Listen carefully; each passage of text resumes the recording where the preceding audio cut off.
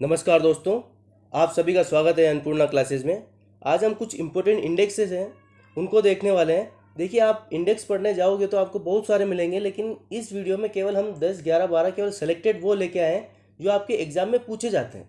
पढ़ने के लिए बहुत कुछ है, लेकिन एक स्मार्ट स्टडी मैटर करती है।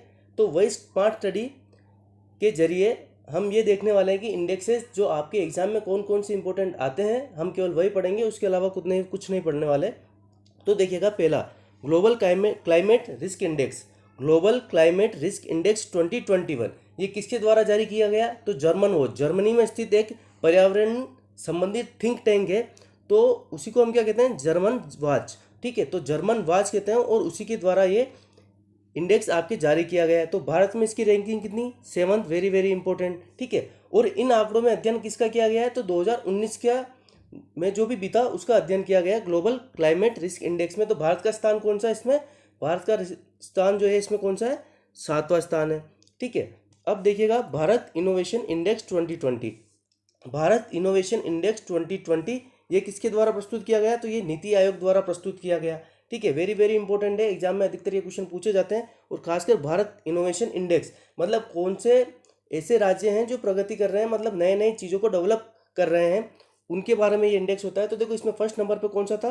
कर्नाटक। अगर राज्यों की सूची में पूछा जाए तो कर्नाटक फर्स्ट, और अगर यूटी केंद्र शासित प्रदेशों की सूची में पूछा जाए तो दिल्ली फर्स्ट। दोनों याद रखिएगा, किसके द्वारा जारी किया जाता है? नीति आयोग द्वारा। फर्स्ट अगर राज्यों में पूछा जाए तो कर्नाटक, और केंद्र शासित प्रदेशों में पूछा जाए तो दिल्ली। ठीक है, ये चीज़ हो गई।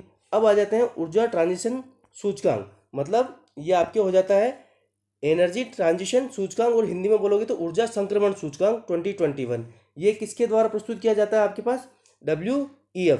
अब WEF की फुल फॉर्म क्या होगी आपके? WEF की फुल फॉर्म होती है वर्ल्ड इकोनॉमिक फोरम, या हिंदी में आप इसको बोल दो विश्व आर्थिक मंच। ठीक है, विश्व आर्थिक मंच। और भारत की इसमें रैंकिंग कौन सी है? तो कौन सी? 87। और स्वीडन की कौन सी रैंकिंग है इसमें? फर्स्ट। स्वीडन की कौन सी रैंकिंग है इसमें?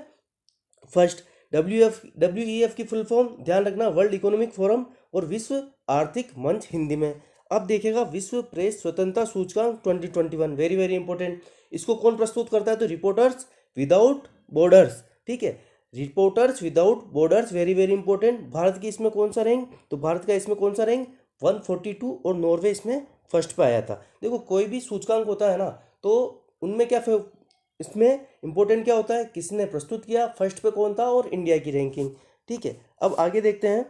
आगे अंतर्राष्ट्रीय बौद्धिक संपदा सूचकांक। तो देखिए, अंतर्राष्ट्रीय बौद्धिक संपदा सूचकांक 2021 इसको प्रस्तुत किसने किया? यूएस चैम्बर ऑफ कॉमर्स के ग्लोबल इनोवेशन पॉलिसी सेंटर द्वारा जारी। ठीक है, किसके द्वारा जारी? यूएस चैम्बर ऑफ कॉमर्स के ग्लोबल इनोवेशन पॉलिसी सेंटर द्वारा जारी। और भारत की रैंकिंग कौन सी है इसमें? तो भारत की रैंकिंग इसमें कौन सी आ जाती है? भारत की रैंकिंग इसमें आ जाती है 40वीं इसकी भारत की रैंकिंग है, अंतर्राष्ट्रीय बौद्धिक संपदा सूचकांक 2021। जहाँ मुझे लगेगा फर्स्ट वाला इंपॉर्टेंट मैं बताता चलूँगा। ठीक है, अब वैश्विक लैंगिक अंतराल रिपोर्ट। अब लैंगिक अंतराल रिपोर्ट मतलब global gender gap report.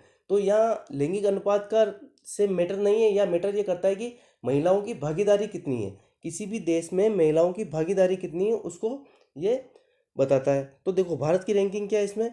140। Bharat की रैंकिंग क्या है? 140। और पहले नंबर पे कौन आता है? आइसलैंड आता है। और इसको प्रस्तुत कौन करता है? इसको जारी भी कौन करता है? इसको WEF, वर्ल्ड इकोनॉमिक फोरम, विश्व आर्थिक मंच। ठीक है, अब देखिएगा, अब आगे चलते हैं। Henley passport index 2021। देखो, हेनले पासपोर्ट इंडेक्स 2021 ये किसके द्वारा जारी किया जाता है? तो हेनले एंड पार्टनर्स द्वारा जारी किया जाता है। उसमें भारत की रैंकिंग कौन सी? 84। तो जापान क्या है? फर्स्ट। अब देखो, जापान फर्स्ट कैसे आया? क्योंकि जापान एक ऐसा देश है जो लगभग 193 ऐसी जगह है ना जहाँ बिना वीज़ा के ट्रेवल कर सकते हैं। ठीक है, तो कौन सा देश बिना वीज़ा के कितनी ज़्यादा जगह ट्रेवल कर सकता है, वो इसको सूचना को दर्शाता है। तो सबसे ज़्यादा पावरफुल जो पासपोर्ट है वो कहाँ का है? जापान का है। ठीक है, आपको ऐसे भी पूछा जा सकता है कि सबसे पावरफुल पासपोर्ट किस देश का है? तो जापान का। अब देखिएगा, मानव विकास सूचकांक रिपोर्ट। ठीक है, मानव विकास सूचकांक रिपोर्ट। तो मानव विकास सूचकांक रिपोर्ट 2019। ठीक है, देखो, सूचकांक 2019 भी आ सकता है, लेकिन रिपोर्ट जो आई थी ना ये 2020 में आई थी। तो मानव विकास सूचकांक 2019। और रिपोर्ट कब जारी हुई थी ये? तो रिपोर्ट आपकी जारी हुई थी 2020 में, आपकी ये रिपोर्ट जारी हुई थी। ठीक है, तो अब देखिएगा भारत का इसमें कौन सा स्थान? तो भारत का इसमें कौन सा स्थान है? भारत का इसमें स्थान है 131वां स्थान। और फर्स्ट पे कौन है? नॉर्वे। और ये जारी किसके द्वारा किया गया? UNDP। इसको हिंदी में बोले तो संयुक्त राष्ट्र विकास कार्यक्रम, ठीक है, संयुक्त राष्ट्र विकास कार्यक्रम, और इंग्लिश में बोलेगा तो यूनाइटेड नेशन डेवलपमेंट प्रोग्राम, ठीक है, यूनाइटेड नेशन डेवलपमेंट प्रोग्राम, ठीक है। और जारी किसने किया इसको जारी किसने किया? आपके UNDP ने ही जारी किया है, ठीक है। पहला भारत क्या? पहला तो नॉर्वे, और जो आपके भारत का स्थान कौन सा है? 131। अब देखो, अब ये very very important, academic ranking of world universities 2020। देखो, academic ranking of world universities 2020। तो जो पहले नंबर पे जो यूनिवर्सिटी आई है ना, वो तो कौन सी आई है? आपके हार्वर्ड यूनिवर्सिटी। कौन सी? Harvard university. अब भारत की यूनिवर्सिटियों में बात कर ले तो भारत में कौन फर्स्ट है और कौन सेकंड? तो देखो, यूनिवर्सिटी में तो कौन सी? कलकत्ता विश्वविद्यालय प्रथम है, कलकत्ता विश्वविद्यालय प्रथम। और अगर उच्च शिक्षण संस्थान में आप बात करोगे तो ये कौन सा? भारतीय विज्ञान संस्थान Bangalore, IIS Bangalore, Indian institute of science Bangalore. कौन सा? Indian institute of science Bangalore, ठीक है, Indian institute of science Bangalore.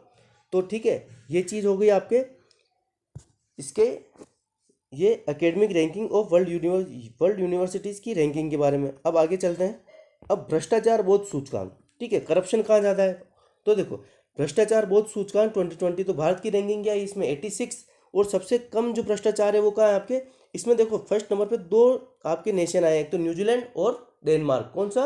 New Zealand और डेनमार्क। फर्स्ट पे कौन कौन है? न्यूजीलैंड और डेनमार्क। अब देखिएगा, आगे देखते हैं, जलवायु परिवर्तन प्रदर्शन सूचकांक। तो देखो, जलवायु परिवर्तन प्रदर्शन सूचकांक 2021, ये किसके द्वारा जारी किया गया? तो ये भी जर्मन वॉच के द्वारा जारी किया गया। भारत की रैंकिंग इसमें कौन सी है? तो भारत की रैंकिंग इसमें कौन सी है? भारत की रैंकिंग इसमें हो गई 10वीं। अब देखिए, पहली, दूसरे, तीसरे स्थान पर कोई भी देश नहीं आया है, क्योंकि इनके जो पैमाने होते हैं उस पर कोई खरा नहीं उतरा पहले, दूसरे, तीसरे नंबर पर। लेकिन चौथे देश का आपको पूछ सकता है, तो चौथे देश का कौन सा है? स्वीडन। चौथे नंबर पर कौन सा देश है? स्वीडन। अब देखिए, वैश्विक प्रतिस्पर्धात्मक सूचकांक 2021, कॉम्पिटिटिव इंडेक्स। तो ठीक है, तो भारत को इसको जारी कौन करता है? आपके पास IMD की फुल फॉर्म क्या हो जाएगी? Institute for management and development, institute for management and development. और इसकी भारत की कौन सी रैंकिंग? 43। और स्विट्जरलैंड की कौन सी हो जाएगी? फर्स्ट रैंकिंग हो जाएगी इसके अंदर। अब चलते हैं आगे। अब देखिए, अब लास्ट है ये सूचकांक 2020, कौन सा है ये? लोकतंत्र सूचकांक 2020। देखो, लोकतंत्र सूचकांक 2020, इसमें इसको जारी कौन करता है? तो इसको जारी किसने किया? Economic intelligence unit. किसने जारी किया? इकोनॉमिक इंटेलिजेंस यूनिट, ठीक है। और भारत का इसमें कौन सा स्थान है? तो भारत का इसमें कौन सा स्थान है? 53वां स्थान है। और वेरी वेरी इंपॉर्टेंट है, ये कभी कभी आपको पूछ भी लिया जाता है। और इकोनॉमिक इंटेलिजेंस यूनिट को आपको EIU भी करके भी वो आपको दे सकता है, ठीक है। तो जारी कौन करता है? EIU। और भारत की इसमें कौन सी रैंकिंग है? भारतीय लोकतंत्र सूचकांक में तो 53, ठीक है। तो ये कुछ इंपॉर्टेंट थी आपके, जो मैंने आपको बता दी है। इसके अलावा एक मैं एडिशनल आपको एक इन्फॉर्मेशन और दे देता हूँ। आपका जो COP26 होने वाला है, ठीक है, COP26 होने वाला है, वो कहाँ होगा? तो COP26 आपका कहाँ होगा? आप मुझे कमेंट करके बता दीजिए। चलो मैं ही बता देता हूँ आपको। COP26 आपके होने वाला है ग्लासगो में। कहाँ होने वाला है? ग्लासगो। COP26 कहाँ होगा? ग्लासगो में होगा, ध्यान रखिएगा। तो ये लोकतंत्र सूचकांक 2020 आपका इकोनॉमिक इंटेलिजेंस यूनिट द्वारा जारी किया जाता है। भारत की रैंकिंग कितनी है? 53। वेरी वेरी इंपॉर्टेंट है, ध्यान रखिएगा। तो होप आपके लिए ये इंपॉर्टेंट साबित होगा। तो देख लीजिएगा इनको, अक्सर एग्जाम में इनसे क्वेश्चन पूछा जाता है। तो होप आपका ये जो टॉपिक है वो क्लियर हो गया होगा। तो मिलते हैं नेक्स्ट वीडियो में, तब तक के लिए धन्यवाद।